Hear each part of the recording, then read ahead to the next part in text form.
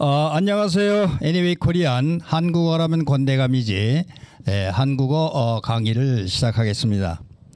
자, 오늘도 지난번에 말씀드린 대로 우선 이 형태론을 얘기하기 전에 마지막으로 한국어의 음운, 즉 모음과 자음이 어떻게 발음되느냐에 대한 최종적으로 정리한 거를 간략하게 설명을 드리겠습니다. 자, 여러분들 이 칠판에 그려져 있는 이 모양은 우리가 한국어의 음운이 발음되는 위치를 표시를 하고 있고, 특히 한국어의 자음은 19개인데 그 19개의 자음이 받침으로 쓰일 때, 받침으로 발음되는 경우에는 어떤 자음이든 간에 이와 같이 마누라야 바다 살자구와 같은 이런 저기의 위치에서 발음이 난다. 이걸 잘 이 그림을 보고 이해를 하셔야 되고, 또 하나는 한국어의 음절은 네 가지 형태의 음절이 있는데, 하나는 모음으로만 되어 있는 음절이 있습니다. 모음으로만 되어 있는 음절이 아나 어와 같은 경우, 또 하나는 자음과 모음으로 되어 있는 경우가 있습니다. 자음과 모음으로 되어 있는 음절이 있는데, 이게 주라든가 예를 들면 조라든가 이렇게 되어 있는 것이 있고, 또 하나는 자음과 모음으로만 되어 있는 경우가 있는 이런 게 있고, 또 하나는 자음 플러스 모음 플러스 자음의 형태로 되어 있는 게 있습니다. 예를 들면은 학과 같은 이와 같이 자음, 모음, 받침 이와 같이 되어 있는 것이 있다. 이런 얘기를 드리고, 그 다음에는 자음 이렇게 되어 있는 세 가지 형태가 있다. 이런 얘기를 드리고, 특히 여러분들이 잊지 말아야 될 것은 이 한국어의 음절에 처음에 나오는 초성의 자음, 즉 초성의 자음의 위치, 발음 나오는 위치와 받침으로 나오는 이 자음의 그 위치가 동일한 장소에 일어난다는 것을 생각을 하셔야 됩니다. 그래서 가능하면은 받침이 나오고 그다음에 뒤에 음절에 어떠한 자음이 나올 때는 가능하면은 같이 발음되는 위치에 있으려고 하는 노력을 합니다. 본능적으로. 근데 원어민들은 그거는 의식을 못하고 자연스럽게 발음이 되는데, 외국인 학생들 입장에서는 이걸 의식을 하고 있어야 된다, 이런 생각을 합니다. 예를 들면은 자, 이렇게 학이라고 돼 있다고 하면은, 학교라고 돼 있다고 하면은 이것이 종성의 기역이라고 하는 자음이고, 요때 교는 기역은 예를 들면은 뒤음절의 초성입니다. 즉 이게 학과 기역에 받침나는 데와 기역이 받침내는 초성으로 나올 때하고 받침으로 나올 때 이 기역은 동일한 위치, 즉 여기를 연구계라고 하는데 입천장에서 똑같은 위치에서 나온다. 그래서 이거를 쉽게 그냥 학교가 바뀌지 않고 되는 겁니다. 학교 이렇게 경음화가 된다. 딱딱한 소리가 되는 겁니다. 우리가 빨리 읽을 때 학교가 아니라 학교를 하면은 멈추어지는데, 그냥 학교 그러면은 어떻게 되느냐, 말이 물 흘러가듯이 매끄럽게 흘러간다.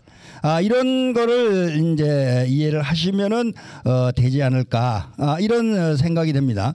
이거를 우리는 예를 들면 자음 동안이 여러 가지 얘기를 하는데, 우리는 이렇게 문법적인 것까지는 이제 알 필요는 없겠지만은, 하여튼 이렇게 자음과 자음이 만났을 때, 한 예를 들면은 이런 거죠. 자, 쉽게 저기를 하면은 우리가 발음이라고 얘기합시다. 발음. 자, 이거는 발음은 한자입니다. 소리를 만드는 거, 소리를 내는 것입니다. 근데 우리가 읽을 때는 어떻게 읽었냐? 발음으로 읽습니다. 발음. 자, 그럼 왜 그러냐? 자, 여기서 여러분 발하고 일단은 멈춰야 됩니다. 그리고 음으로 해서 위로 올라갑니다. 위로. 그러면은 여기서 이거를 띄고 이후에서 올라가면은 발음으로 해서 쉽게 흘러간다, 이것이 말하자면은 리을이라고 하는 받침과 이응이라고 하는 이러한 모음이 붙어서 이 리을이 위에 올라가면은 쉽게 발음 이렇게 되는 것이다. 이제 이걸 이해를 하시고, 그 다음에 또 이제 또 하나 얘기 나온 것 중에서는, 자 보세요. 이제 우리 학문이라고 하는 것을 얘기를 듭니다. 학문, 배울 학자에다 글문자, 학문은 배우는 것입니다. 글을 배우는 것인데, 자, 학문. 자, 그럼 요게 이제 종성입니다. 기역 받침이 있고, 뒤에 있는 음절의 초성이 미음입니다. 그러면은 기역의 받침은 여기서 나고, 미음은 비음으로서 이 위에서 납니다. 여기하고 이렇게 멀리 떨어져 있기 때문에, 즉 비음으로 이것이 기역이 바뀌어진다. 그렇게 해서 어떻게 되냐 하면은 이제 학문이 되는 겁니다. 즉 기본적으로 한국어의 발음이 이렇게 변하는 것은 동화된다고 하는데, 변하는 것은 말을 편안하게 쉽게 물 흘러가듯이 하기 위해서 이러한 변화되는, 음운이 변화되는 이런 현상들이 일어난다. 이제 이렇게 이해를 하시면 된다, 이렇게 생각이 됩니다. 그 다음에 지금 우리가 17개의 자음 중에서 19개의 자음 중에서 그 다음에 7개만 이제 종성으로 받침이 되고 발음이 된다, 이렇게 얘기를 드렸죠. 자, 그러면 한 예를 듭니다. 이게 이제 문법적 용어가 있긴 하는데, 자, 받침에서 일어나는 현상을 갖고 예를 들어봅니다. 자, 꽃이라고 하는 단어를 갖고, 꽃. 네, 여기에 눈이 있다고요. 꽃눈이라는 게 있습니다. 자, 그러면 치읓은 발음할 때 쓸 수 있는 받침입니까? 아니죠. 그래서 이 치읓의 받침이 뭘로 바뀌냐 하면은 디귿으로 받침입니다. 즉 종성, 즉 받침의 자음과 뒤에 나오는 음절의 자음이 부딪힐 때, 나올 때는 이 치읓이 디귿으로 바뀌어서 꽃이 되고 다시 눈으로 됩니다. 그런데 다음에는 또 디귿과 니은이 마주치잖아요. 자, 보세요. 디귿이 있고 니은이 있습니다. 자, 그런데 초성은 어디서 발음이 나느냐면, 눈의 초성은 이 위에서 납니다. 이 위에. 즉 비음의 소리다 이거죠. 그러면은 디귿을 발음을 하고, 즉 얘기하면 이게 치조음이라고 하는데, 이 치조음이 비음하고 두 군데서 위치가 틀리잖아요. 발음되는 곳이. 그래서 어떻게 하느냐 하면은 이때 디귿이 니은으로 바뀝니다. 뭐의 영향을 받아서 뒤에 나오는 자음, 초성으로 나오는 니은이라고 하는 비음의 영향을 받아서 꽃눈이 이렇게 되는 겁니다. 무슨 얘기인지 아시겠죠? 그러면 이거를 한국어의 국어 문법에서는 순행 동안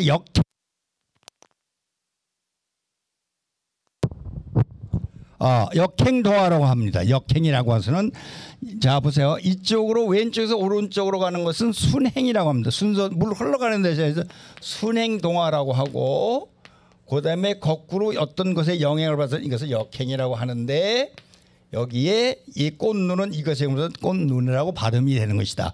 즉 글자로 쓴 것은 꼬에다 치읓으로 되어 있는 이 받침이 디귿으로 바뀌었다 니은으로 바뀌고, 눈은 그대로 눈이 되는 겁니다. 여기서는 즉 자음끼리의 이런 적에서 자음 동화가 일어났다가, 그 다음에 뭐냐면은 니은의 영향을 받아서 디귿의 치조음이 니은의 비음으로 바뀌는 이러한 현상, 그 역행 동화가 일어났다, 이렇게 얘기를 하는 것이죠.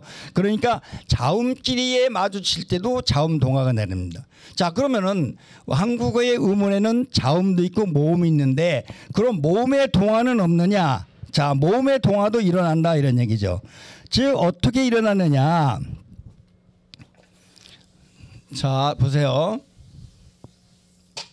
자, 우리가 이제 모음에 대해서는 그렇게 자세하게 얘기한 적이 별로 없는 것 같아서 이번에는 제가 한번 요약해서 자, 한국어의 모음은 21개입니다. 21개의 모음이 있는데 10개는 뭐라고 하면 단모음이라고 합니다. 단모음이라고 하고, 11개는 이중모음이라고 합니다. 자, 같은 모음인데 10개의 이중모음, 10개의 이제 단모음이 있는데, 그 10개의 단모음이 어떤 위치에서 나오느냐. 또 하나는, 두 번째는 어떻게 예를 들면 이것이 발음되느냐에 따라서 전설, 그러니까 입술의 모양이 어떻게 되느냐에 따라서 우리가 분류를 하는데, 여기에 나와 있는 요런 거 이, 에, 오, 우. 자 보세요. 제 입이 벌어지는 모습을 잘 보십시오. 이, 에. 즉 입술이 점점 커지죠. 넓어지죠. 이, 에. 그래서 이, 에, 오, 우는 이렇게 해서 여기가 되는데, 이러한 모음은 단모음으로, 이게 혀입니다. 혀. 텅이라고 하는데, 혀의 앞에 나오는 모음이라고 해서 전설모음, 앞전자에다 혀설, 혀의 앞에서 나오는 모음이라서 전설모음이라고 하고, 또 이것이 어떤 입술의 형태가 되느냐에 따라서 이, 에는 둥글 원자에서 둥글게 입술이 변하는 모음이라고 해서 둥글 원자의 모음, 원모음, 둥글게 되는 모음, 원모음이라고 합니다. 그런데 여기서 앞에서 얘기했던 위나 외는 평모음이라고 합니다. 평순모음이라고 합니다. 평순. 일반 있는 입술의 변화가 없이 이루어지는 것 때문에 이렇게 분류를 한다, 이런 얘기고, 또 혀의 뒤에서 나오는 모음이 단모음이 있습니다. 어떤 게 있냐면 야, 그다음에 오, 우. 이와 같이 혀의 뒤에서, 즉 목구멍 가까운 곳에서 나오는 이런 것이 있는데, 혀의 뒤에서 나오는 위치라고 해서 후솔모음이라고 하고, 이것도 모음에 따라서 둥근 입술로 해서 나오는 원순모음이 있고 평순모음이 있다, 이런 얘기입니다. 그러니까 입술이 어떤 형태를 따르냐에 대해서 평순모음이냐 또는 원순모음이냐, 또 혀의 위치에 따라서 혀의 앞에서 나오는 모음은 전설모음, 앞전자에다 혀설자에서 앞에 나오는 혀, 그래서 전설모음, 뒤에 혀의 뒤에서 나오면서 후솔모음이다. 근데 이렇게 이제 분류를 한다, 라고 생각을 하시면은 되지 않을까. 자, 이런 생각을 합니다. 자, 이제 그러면은 우리가 이제 모음의 위치, 그 모음의 위치에 따라서 후설이냐 전설모음이냐, 또 그때의 우리의 입술의 모양이 어떻게 되느냐 따라서 모음은 전혀 장애 없이 발음되는 그런 위치에서 자연스럽게 입술을 통해서 이렇게 나온다라고 생각을 합니다. 그래서 자음은 모음은 다 순음입니다. 입술을 통해서 나오는 거기 때문에. 자, 중요한 부분, 한국의 자음의 초성, 첫 글자인 자음이나 받침으로 쓰이는 종성의 자음은 발음 위치는 똑같다, 동일하다고 보셔야 됩니다. 그리고 한국어에서 받침의 소리는 17개로 쓰이는데 19개로 쓰이는데 그중에 기역, 니은, 디귿, 리을, 미음, 비읍, 이응이라는 7개의 자음으로 바뀌어서 소리를 만든다, 이렇게 이해를 하시면 되는 겁니다. 자, 그러면은 이제 모음 동화까지 이렇게 설명을 드렸고, 자, 그러면은 아까도 자음의 끼리 만났을 때 바뀌는 자음 동화가 있었죠. 그렇죠? 그러면은 모음 동화도 있었죠. 모음 동화도 저거에 따라서 예를 들면은 아기가 어떻게 바뀌냐면 이 뒤에 나오는 이 몸의 영향을 받아서 이가 애기로 바뀌는, 이와 같이 모음이 또 바뀌는 현상들이 있습니다. 이거는 예문을 통해서 나중에 이제 형태론이나 통사론에서 문장론을 얘기를 할 때 그때 나올 때마다 이러한 발음 나는 것을 제가 설명을 드리면 되지 않을까, 이런 이제 생각이 들어서 우선은 간단한 걸로 예를 한번 들어보겠습니다. 자음, 자 보세요. 자음 동화가 있고 모음 동화가 있는데, 자, 그러면 자음과 모음이 만났을 때는 어떻게 바뀌느냐도 있지 않겠습니까? 자, 보세요. 밭이 있습니다. 일항이라고 하는 조사가 있는데 이때 보면은 이게 조사입니다. 밭이랑.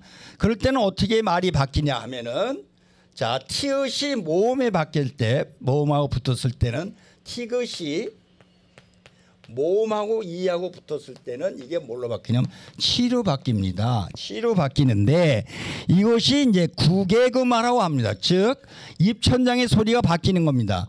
여기서 밭이 이하고 했을 때는 이게 이가 발음이 나는데 여기가 가깝습니까? 여기가 가깝습니까? 가까운 쪽으로 바뀌는 것이기 때문에 이렇게 우리가 이 글자를 쓰고 읽을 때는 어떻게 되느냐? 밭이랑 이렇게 바뀌는 겁니다. 이거는 역시 이제 훈련을 통해서 저기 할 수밖에 없다 이런 생각이 들고 또 그런 의문이 바뀔 때는 축약이라고 하는 저기도 있고 탈락이라는 것도 있기 때문에 이러한 자음의 탈락 또는 자음의 축약 또는 이 몸의 뭐 이런 축약 이런 것들은 그때 다음에 이제 통사 형태론을 얘기할 때 그때 예문에 나올 때 예를 들어가면서 하나하나씩 자세하게 여러분들한테 소개를 드리도록 하겠습니다. 자, 감사합니다.